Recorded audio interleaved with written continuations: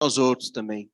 Que o Senhor nos dê uma mente aberta, disponível, para ouvir aquilo que vem do Senhor, para ouvir a Tua palavra, Deus, para receber a consolo, a edificação, a admoestação, aquilo que o Senhor quiser nos trazer por meio do Vitor nessa manhã.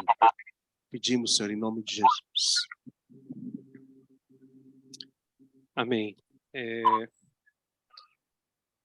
Irmãos, eu queria compartilhar um pouco algumas coisas que eu estava refletindo ainda sobre o Sermão do Monte. Algum tempo atrás, eu compartilhei um pouco sobre as bem-aventuranças, né, aqui, começo do Sermão do Monte. Mas eu queria ler de novo, Mateus 5, diz assim: ao ver as multidões, Jesus subiu ao monte. Ele se assentou e os seus discípulos se aproximaram dele. Então ele passou a ensiná-los. Jesus disse: bem-aventurados os pobres em espírito, porque deles é o reino dos céus. Bem-aventurados os que choram, porque serão consolados. Bem-aventurados os mansos, porque herdarão a terra. Bem-aventurados os que têm fome e sede de justiça, porque serão saciados. Bem-aventurados os misericordiosos, porque alcançarão misericórdia. Bem-aventurados os limpos de coração, porque verão a Deus. Bem-aventurados os pacificadores, porque serão chamados filhos de Deus. Bem-aventurados os perseguidos por causa da justiça, porque deles é o reino dos céus. Bem-aventurados são vocês, quando por minha causa os insultarem e os perseguirem, e mentindo disserem todo o mal contra vocês. Alegrem-se e exultem, porque é grande a sua recompensa nos céus, pois assim perseguiram os profetas que viveram antes de vós. Continuando, logo depois de Jesus falar das bem-aventuranças, ele diz o seguinte: vocês são o sal da terra. Ora, se o sal vier a ser insípido, como lhe restaurar o sabor?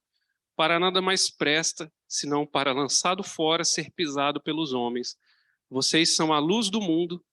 Não se pode esconder uma cidade situada no alto de um monte, nem se acende uma lamparina para colocá-la debaixo de um cesto, mas num lugar adequado, onde ilumina bem todos os que estão na casa.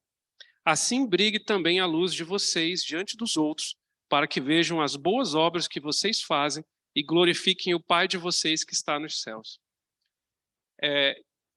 Me chama a atenção uma coisa aqui nesse trecho, e até tem muito a ver com o que o Fernando começou compartilhando aqui no começo do encontro. Jesus, ele fala que nós somos o sal da terra e a luz do mundo, ou seja, que nós, como discípulos dele, poderemos ter algum nível de influência sobre a terra e sobre o mundo e mudar, influenciar as pessoas, tendo um caráter que é oposto ao que hoje tem os chamados influenciadores ou influencers.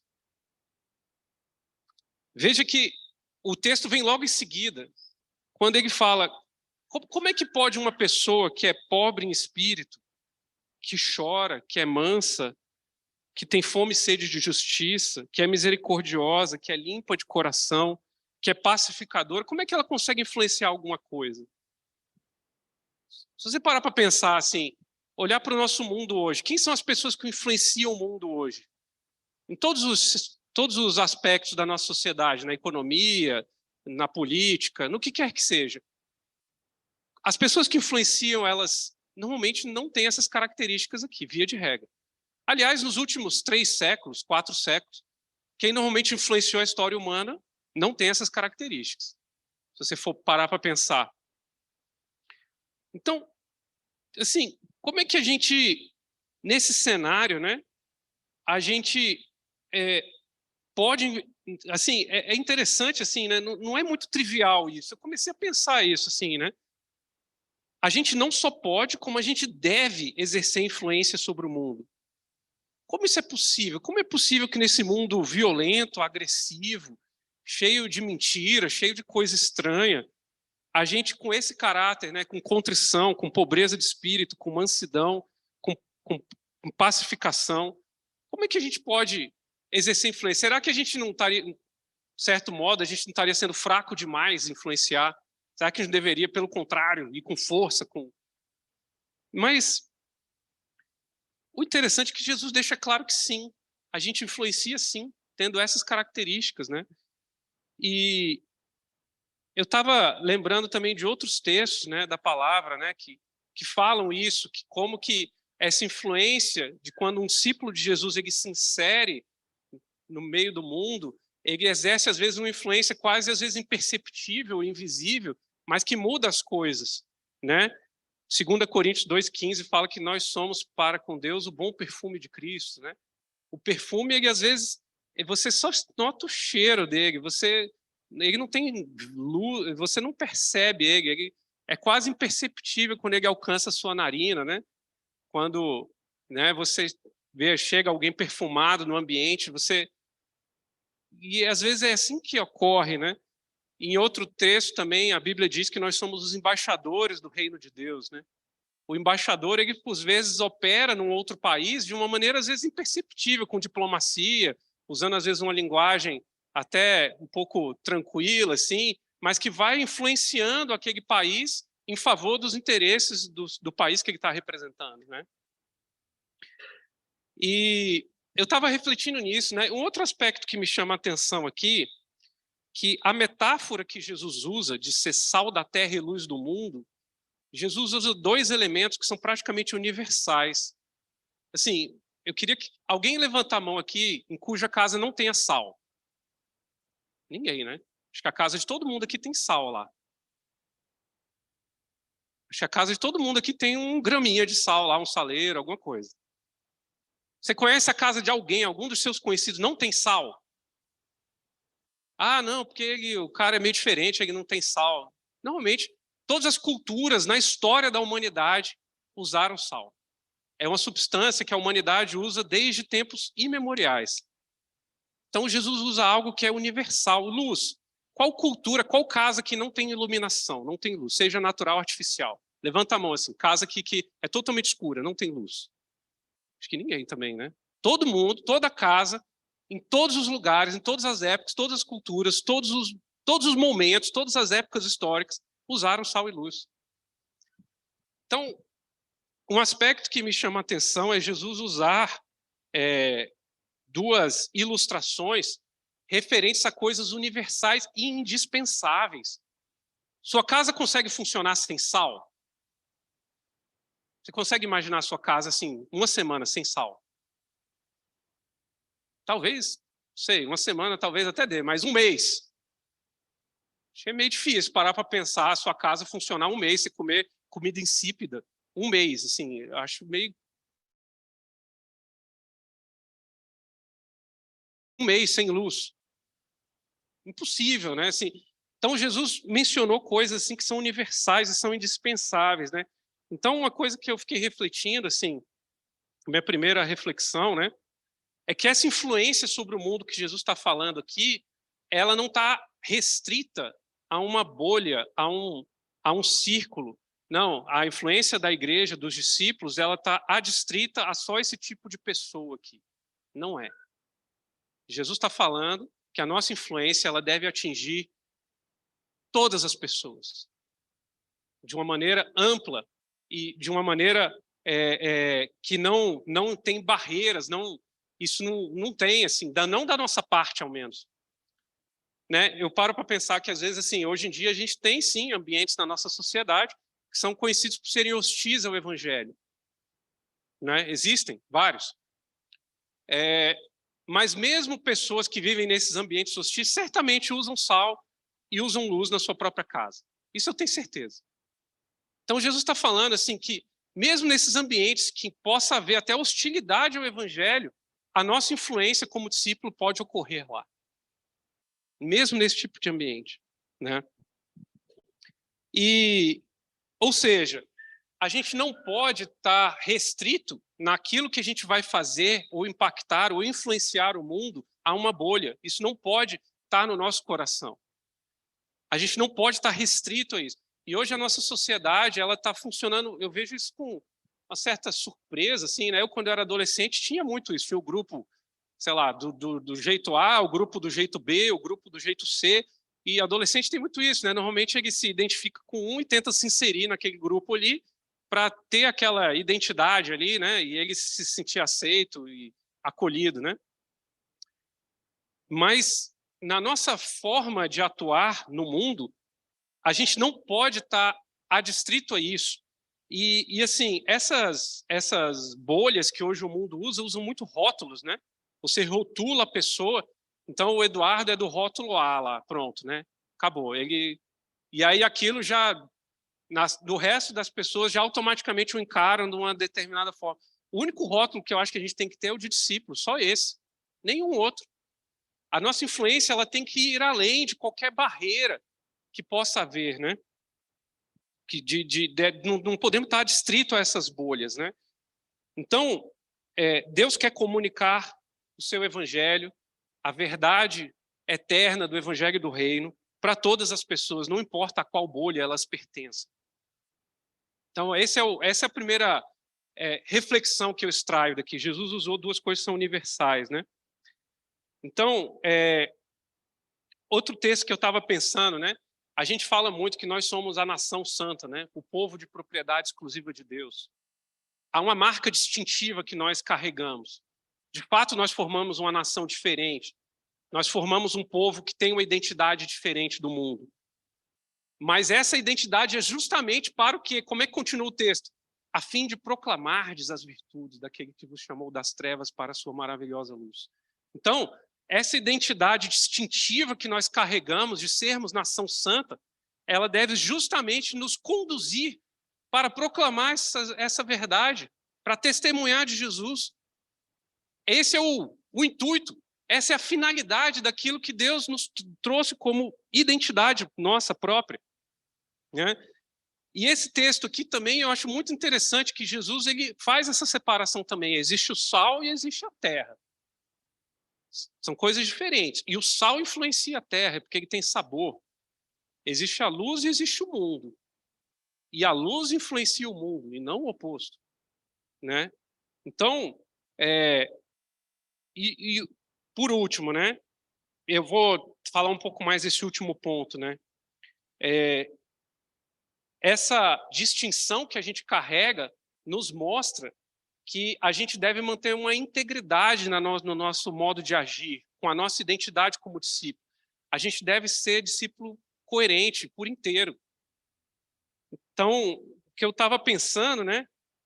O sal não pode ser insípido. O que Jesus quer dizer com isso? Assim? Ele não pode perder a característica dele de ser sal. A gente deve manter essa integridade. Se a gente perde, não serve mais para nada, só para ser lançado fora.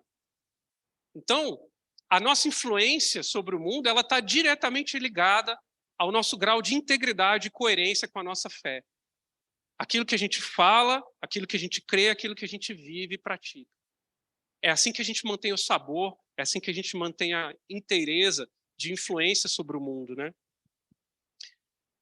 Enfim, eu comecei falando sobre isso, né? Assim, e a outra coisa, a luz também não pode ficar escondida debaixo de um cesto de carga, né?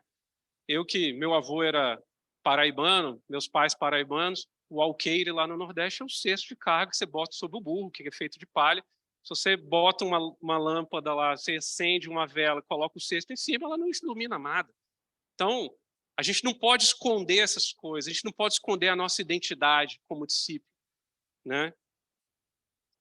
E, continuando, né? Como eu falei, o sal é uma substância praticamente dispensável, utilizada em todos os lares humanos existentes no planeta. Não há uma só cultura que não utilize sal, ou que não tenha utilizado ao longo da história o cloreto de sódio como substância importante para a condimentação ou para a preservação de alimentos, né? Antes da era industrial e do invento da refrigeração das bombas de calor, né? Quem lembra lá do ciclo de Carnot, né? Das bombas de calor, o sal ele consistia num dos poucos mecanismos conhecidos que a humanidade tinha para conservar alimentos perecíveis, né?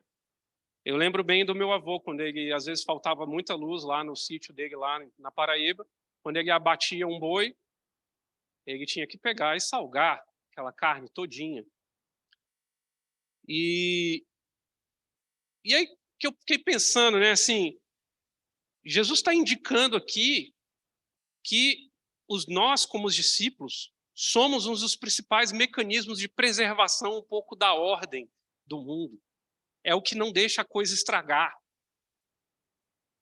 Aliás, assim, se você parar para pensar, né, o Novo Testamento ele deixa claro que a marcha desse mundo, a marcha histórica desse mundo tende ao caos, tende a uma deterioração. É isso, o mundo está direcionado para isso.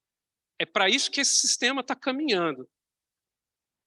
Mas Deus estabeleceu alguns mecanismos, alguns mecanismos de preservação dessa ordem, né?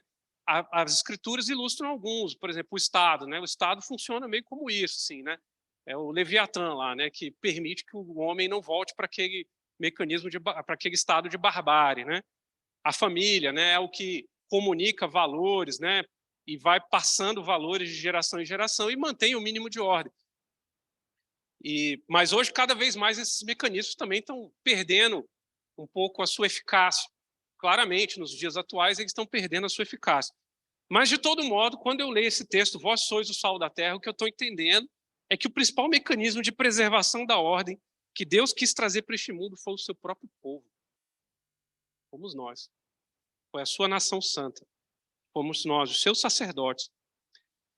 Então, se o mundo está ficando cada vez pior lá nas suas práticas, a atitude que a gente tem que ter não é de nos encastelarmos e nos ficarmos fechados em nós mesmos. É preciso que a gente salgue ainda mais, que a gente tenha mais cloreto de sódio na gente mesmo ainda maior, um teor de cloreto de sódio ainda maior. Aliás, uma coisa que eu fiquei também pensando, né? Se o mundo está piorando de maneira rápida demais, será que não está faltando eu, Vitor, ter sal em mim mesmo e influenciar as pessoas ao meu redor? Ou nós, como igreja, coletivamente, em todo esse planeta, influenciarmos e, de alguma maneira, preservarmos um pouco, né, essa ordem, né? E ainda usando a mesma analogia que eu lembro do meu avô fazendo carne de sol, várias pessoas que são do Nordeste, talvez já tenham visto também como eu vi, para fazer carne de sol, o nível de esforço para você esfregar o sal na carne, não é algo que você simplesmente salpica o sal assim. Eu lembro bem, não é como você temperar uma comida. Você precisa pegar o sal e esfregá-lo com bastante vigor sobre a carne. Então, é um nível de contato que tem esse nível de força e intensidade. Então, será que, assim, no nosso contato com o mundo, para que a gente seja efetivo, para que a gente tenha essa eficácia, muitas das vezes requer a gente ter essa intensidade, essa doação, de ser, entre aspas, esfregado ali. Então, como o próprio Jesus fala também, né? Tende sal em vós mesmos. A gente precisa ter sal na gente mesmo. Marcos 9,50. O sal está aqui dentro. É a maneira como a gente age. E uma coisa que eu também fiquei refletindo, os historiadores aí também me corrijam, mas na antiguidade, antes da Revolução Industrial, não havia um processo de refino de sal como a gente tem hoje. Você vai hoje no supermercado, lá tem lá sal refinado, iodado, isso aqui é branquinho, bonitinho. Ele é bem salgado mesmo, você bota na língua, né? Até meio agressivo ao paladar, né? Mas na antiguidade isso não existia. Alguém já viu uma salina, que alguém é de Mossoró, Rio Grande do Norte? Alguém já viu uma salina, lá um tanque de salina, de retirada de sal do mar? É um processo bastante delicado e que, quando você... Eu já fiz esse experimento, tá? Acho que só quando adolescente, fiz isso algumas vezes quando fui na praia. Peguei um copo de água do mar e deixei evaporando. Fica lá o sal mesmo, mas tem sempre muita mistura, tem sempre várias impurezas ali, tem areia, tem um monte de coisa ali.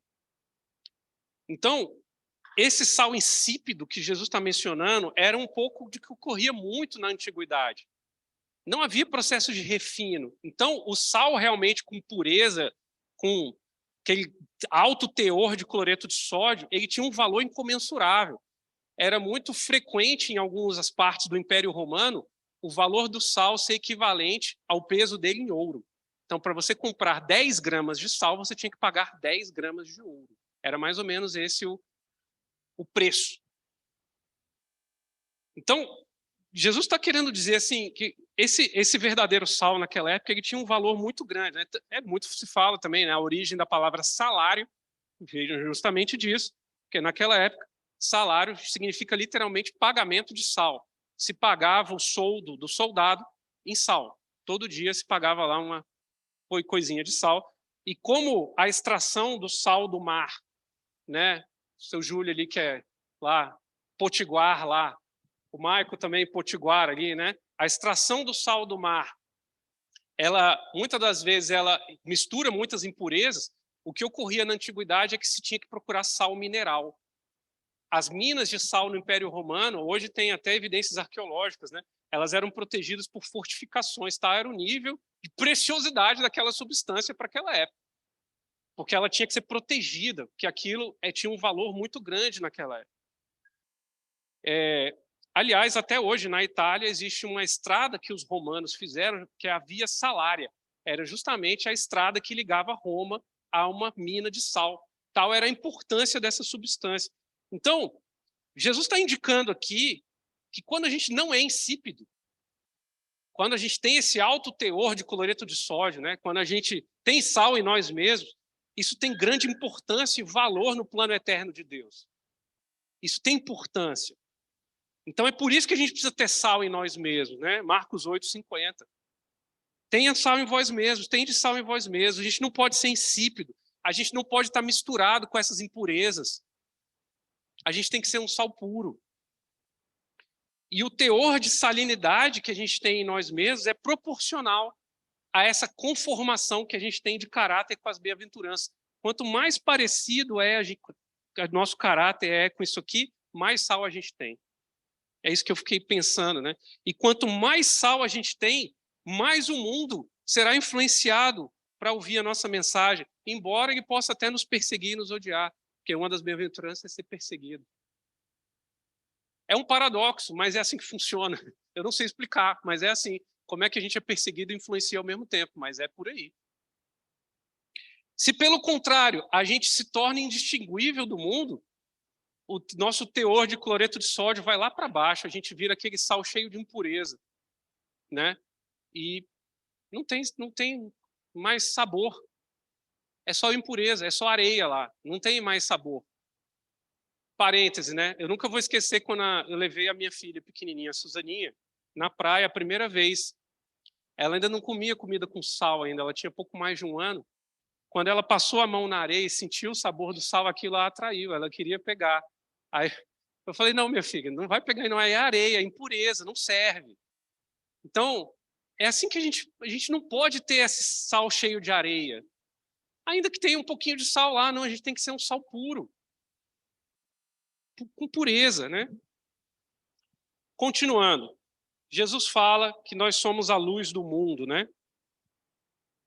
Ao mesmo tempo, em outros textos, lá em João, Jesus fala que ele é a luz do mundo.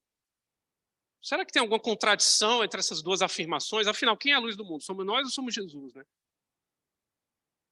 Eu acho que não há nenhuma contradição aí. Na realidade, eu acho que Jesus quer nos indicar que a luz que a gente briga para o mundo, ela não vem de nós mesmos, não somos nós. A gente, na realidade, é uma mera refração, um mero reflexo daquilo que nós estamos recebendo do próprio Senhor, uma luz que vem dele. E é uma reflexão que eu faço. A luz que Deus quer brilhar sobre o mundo, Jesus podia escolher anjo para brilhar aqui. Mas ele escolheu a gente. Nós, o seu povo.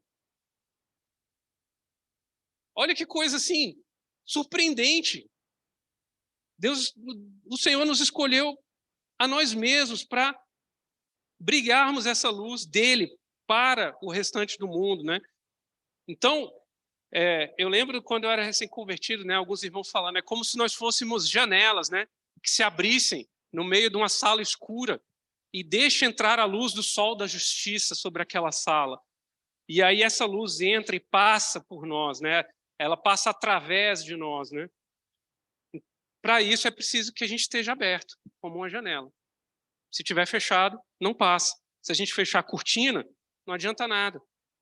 É preciso que as pessoas vejam as nossas boas obras, né, e glorifiquem a Deus que está nos céus. Mas o que seriam essas boas obras, né? Aí uma porção de coisas no restante das Escrituras que indicam o que são essas boas obras, mas o restante do Sermão do Monte e as bem-aventuranças, ela mostra um pouco do que é a gente ter coerência na nossa prática de vida em relação a esse caráter das bem-aventuranças. Quando as pessoas veem esse nível de coerência na nossa vida, elas glorificam a Deus, pois isso mostra na prática alguém que ama o Senhor. É assim que funciona. Se a gente não manifesta essas atitudes, o evangelho perde credibilidade. Ah, é mais um lá. É mais um lá que fala que ama a Deus, mas faz o que dá na telha. O evangelho perde credibilidade, ele vira uma mera religiosidade no meio de um monte que tem aí pelo mundo, numa oferta enorme que tem aí pelo mundo. Então, assim como Jesus afirma sobre o sal, ou seja, o sal ele não pode ser insípido para ele funcionar, existe uma condição de eficácia aí, na luz também. Ela precisa brilhar diante dos homens. Ela não pode estar debaixo de um cesto. Ela não pode estar debaixo da cama, né? Em Lucas fala isso, debaixo da cama. Até o irmão, eu lembro bem, às vezes a gente acordava cedo para orar e tal, orar junto e pregar a palavra. E aí um dia o irmão falou, sua luz não pode estar debaixo da cama. Eu acho que não foi porque a gente não pode ter preguiça de mostrar isso. E uma coisa que eu acho interessante, assim, no tempo de Jesus, na antiguidade, não havia luz elétrica, certo? A maneira pela qual as pessoas iluminavam as suas casas à noite eram por meio de velas, candeeiros, normalmente de azeite, né? Que queimava ali e gerava. E eu vi muitas vezes meu avô acendendo candeeiros, né? Acendendo o pavio lá com querosene, né? Muitas vezes. E o candeeiro, na casa do meu avô, tinha até um suporte, porque o candeeiro ele fica com a chama forte, não dá para você segurar muitas vezes, né? Ou ele queima a sua mão. Você tem que colocar num suporte em cima, assim, no alto da casa, para iluminar a casa. Ou quem já usou aqui lampião também, mesma coisa, né? Você tem que colocar ele no alto. Assim é a mesma coisa. Você não se coloca... A gente tem que ser como essa cidade edificada sobre um monte, que lá de longe na estrada você olha para o alto e você consegue enxergar, né? Você consegue ver ela aparecendo ali. Todo mundo que está chegando nela consegue ver.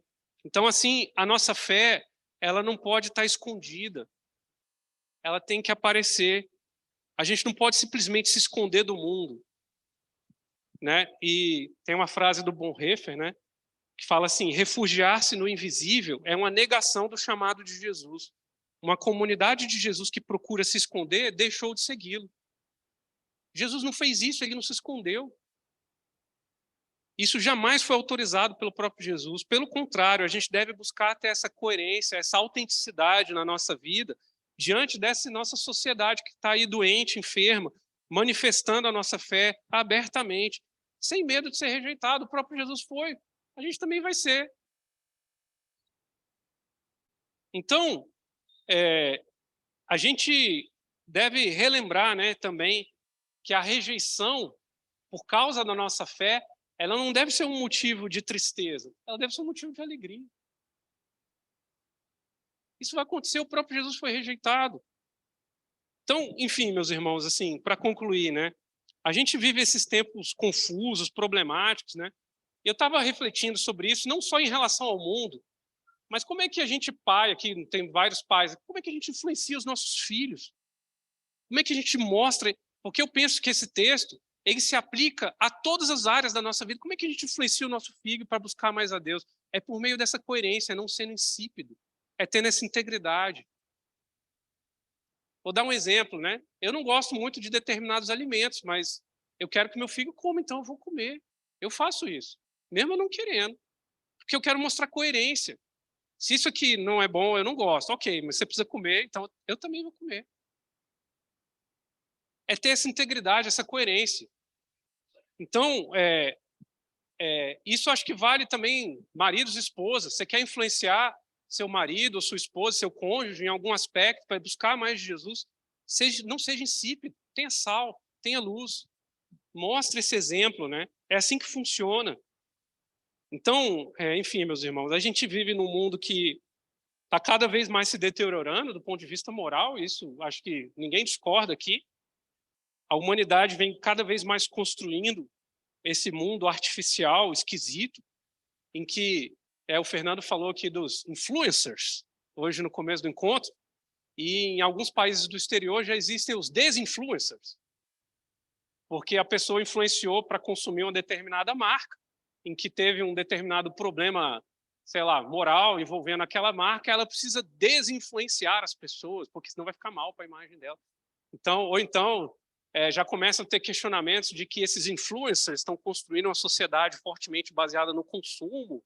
Eu estou falando sério, isso existe no exterior. E como no Brasil normalmente essas modas pegam, né? Então, logo, logo, talvez vejamos esse tipo de coisa aqui. E nesse mundo que tem esse tanto de gente que vive disso, que vive de influenciar, eu acho isso esquisito, né? O modo de vida da pessoa passou a ser influenciar os outros. A gente deve pensar assim, ao mesmo tempo que isso está acontecendo, cada vez mais eu vejo, pelo menos na minha percepção, assim, pessoas ao meu redor que eu conheço, eu vejo as pessoas assim, se sentindo um pouco esmagadas assim, por esse sistema artificial, em que parece que tem forças incontroláveis e sempre é um caos, né? E elas não conseguem ver assim nenhum tipo de esperança em que as coisas melhorem. A coisa está sempre se deteriorando. O que a gente pode fazer diante desse quadro? É se isolar? É dizer assim, não, o mundo vai se perder mesmo, e a gente, né, vai ficar aqui no nosso canto escondido, recolhido?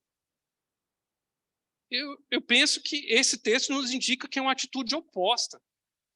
Pelo contrário, é a gente tentar entrar em contato com o mundo cada vez mais, manifestando essa salinidade, manifestando esse sabor. É abrir as nossas janelas cada vez mais, deixando a luz do Senhor entrar e brilhar nesse mundo, né? Então, e uma última reflexão, né? Como eu falei, o sal lá para fazer a carne de sol, ele precisa se exaurir, ele precisa de ser esfregado e ele se gasta. Ele precisa se exaurir ali para exercer o efeito dele. Então, a gente também precisa ter esse esforço, gastar, investir esse tempo e esse esforço para ser sal e luz diante das pessoas ao nosso redor, diante dos nossos filhos, dos colegas de trabalho, dos colegas de escola, né? Mesmo em ambientes abertamente hostis ao evangelho. Eu sei que às vezes a gente olha para a maldade presente no mundo e a deterioração que esse mundo está sofrendo, e a gente às vezes tem um instinto natural de autoproteção, né? De falar assim, poxa, peraí, tá ruim demais esse negócio, deixa eu ficar mais distante disso aqui. Vou me afastar.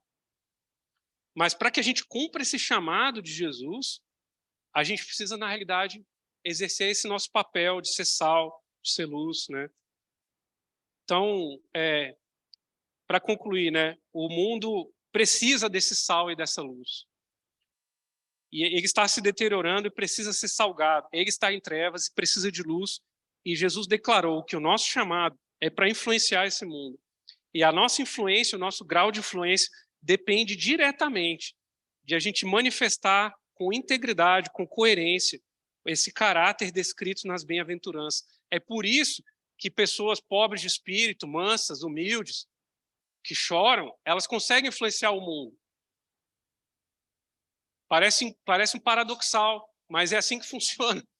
Quando a gente manifesta esse caráter das bem-aventuranças com coerência, com interesse, aí a gente consegue atingir o coração das pessoas.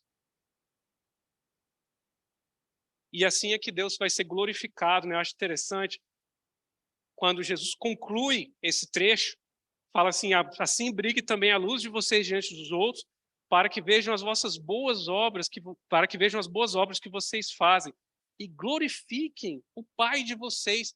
Deus vai ser glorificado por meio disso. A glorificação do Senhor ocorre por meio dessa nossa atuação com esse papel de ser sal e luz. Então, enfim, meus irmãos, é um pouco do que eu estava refletindo. É um pouco antiga essa reflexão, é de janeiro, tá, desse ano, que eu pensei nessas coisas, mas é algo que até hoje eu tenho buscado. Chamar o meu vizinho para comer um bolo lá em casa e falar de Jesus para ele, influenciar, tentar manifestar que as pessoas vejam essas boas obras. É preciso mostrar, não no sentido de autoglorificação, não é isso não, é para que elas vejam e glorifiquem a Deus. Então, é isso, meus irmãos, que eu estava refletindo.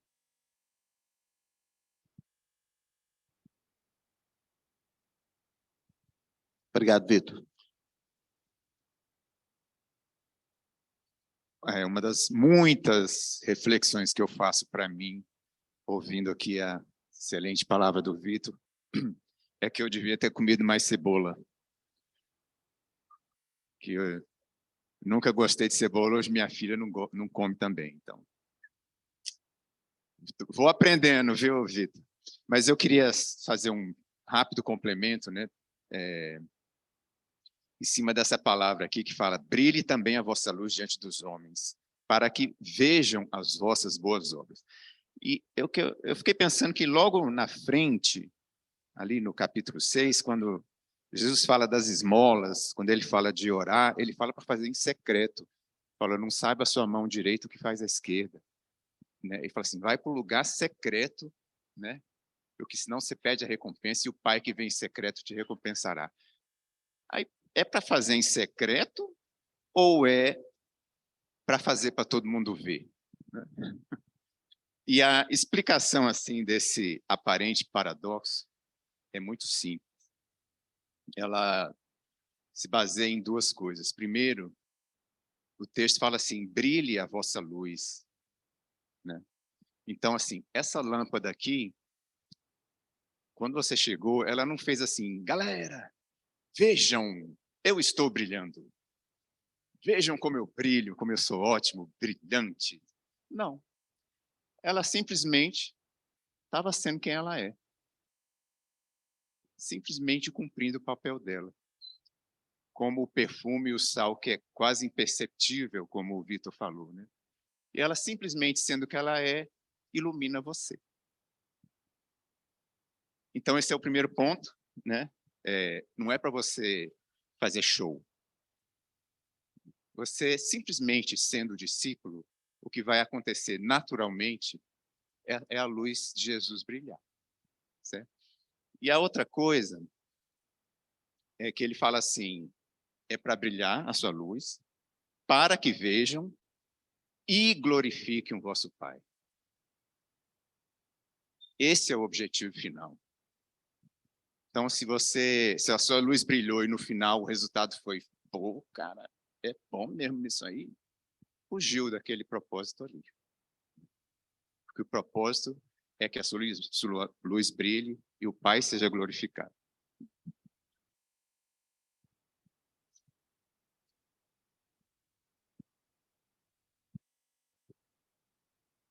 Bem, bom, eu vou publicar o texto do Vitor depois no grupo do WhatsApp, caso queiram, dar uma lida e revisar, depois compartilhar nos grupos caseiros. Isso é um pensamento muito importante para esses dias. Eu penso que o evangelho hoje no Brasil vive uma crise de falta de teor de sal e de brilho de luz. Porque hoje no Brasil o evangelho está por toda parte. Onde você anda, está o povo gospel, crente, evangélico, o que seja. Mas muitas vezes não tem sal. Não tem sal. Não tem sabor, não faz diferença. Ou não brilha. Se você é numa sala bem iluminada, você chega com a luz fraca, essa luz fraca não serve para nada. Né? Você está lá, faltou luz, você acende a lanterna. Chegou luz, você desliga a lanterna, ela não serve para nada. É uma luz que não está intensa o suficiente. Então a gente está vivendo uma crise no Evangelho no final desse século. Final não, daqui para o fim do século XXI. Está aqui 2023, né? Está chegando na metade do século XXI. E às vezes eu penso: o que vai ser da igreja quando o meu neto for adulto, no final desse século? O que vai sobrar de testemunho do Evangelho de Jesus? A gente vai ser engolido aí por essas ondas que vêm aí uma depois da outra, às vezes dentro da igreja, às vezes fora da igreja, ou vamos ouvir esse desafio aí que o Vitor traz, repetindo literalmente as palavras de Jesus: nós vamos ser um sal que salga e uma luz que brilha. Pense sal e luz, eu sempre penso como eles agem diferente, né? O sal, ele influencia pelo contato. Eu acho que ele simboliza a encarnação do Evangelho. Jesus se fez homem para viver com os homens, para encostar nos homens, para ser esfregado nos homens ainda. O sal influencia pelo contato. Você tem que ir lá e participar. Onde você estiver, no circo que você estiver, na escola, no trabalho, da família, na sua vizinhança, você tem que ir lá e, como eu dizia, se esfregar, fazer o contato. O sal, ele influencia pelo... O sal fora da panela não salga nada. Ele influencia pelo contato. Mas a gente não pode perder a integridade, como diz ali o Vitor, de discípulos, senão aí não faz diferença. A gente é engolido pelo meio, diluído no meio. Já a luz, ela influencia pelo contraste, revelando o que é certo, o que é bom e o que não é bom. Eu acho que ela simboliza a transcendência do Evangelho, e se apontar para o eterno, para o glorioso, para o santo, para o perfeito. E esses são os dois aspectos da santidade, né? Ser santo é você ser separado do mal, e ser santo é você ser separado para Deus, para o serviço de Deus.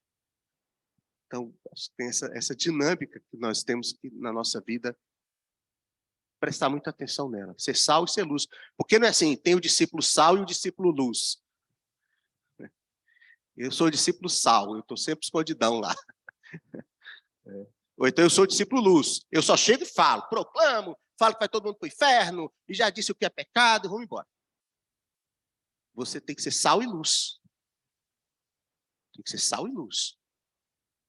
É bem interessante, né, a gente pensar nisso. Acho que tem muita coisa aí para a gente pensar, como manter essa integridade, por exemplo, como a gente pode se tornar sal e luz, palavra até que ontem foi compartilhada no encontro de jovens lá, sobre como você se torna isso, como você se mantém íntegro para poder fazer diferença, né? E o último comentário, eu li um desses, eu não sei o nome não, esse negócio que o povo posta, que é um quadrinho assim, com a frasezinha, sei lá o que, não sei o nome disso não. Mas era um negócio desse, que era assim, que perguntaram a menininha de 4 anos, idade da Melissa, né? O que ela ia ser quando crescesse?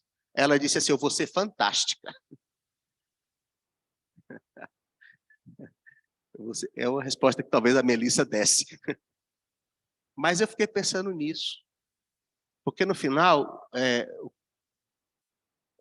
o que é ser fantástico para nós? O que é você...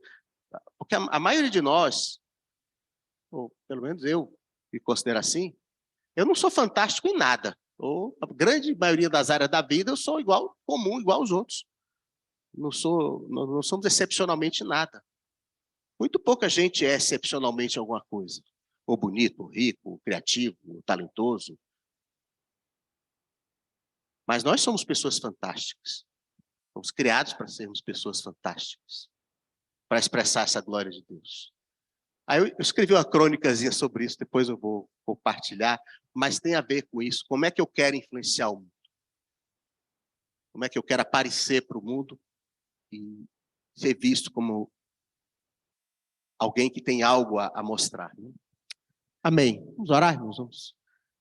Muito obrigado, Senhor, pela tua presença, pela tua palavra. Quero te pedir, ó Pai, em nome de Jesus, que cada irmão e irmã possa realmente ser tocado pelo Senhor, que nós possamos assumir essa nossa responsabilidade de sermos sal e luz, e proclamarmos as tuas virtudes, ó Deus, ainda que enfrentando uma geração tão difícil, tão hostil e tão confusa às vezes, Pai, tão confusa, tão cheia de conceitos misturados, de ideias que concorrem, que disputam espaço na nossa mente, no nosso coração, muitas vezes, mas possamos buscar essa integridade do sal e esse brilho da luz, para que realmente possamos servir ao Senhor na nossa jornada, possamos influenciar os outros para a glória do teu nome, Pai. Quero te pedir, ó Pai, que a tua graça, Senhor, a graça de Jesus, o teu amor, Senhor, e a consolação do Espírito Santo seja com cada um dos meus irmãos aqui, com todo o teu povo, Jesus, sobre essa terra, nesse dia e até que o Senhor venha. Amém.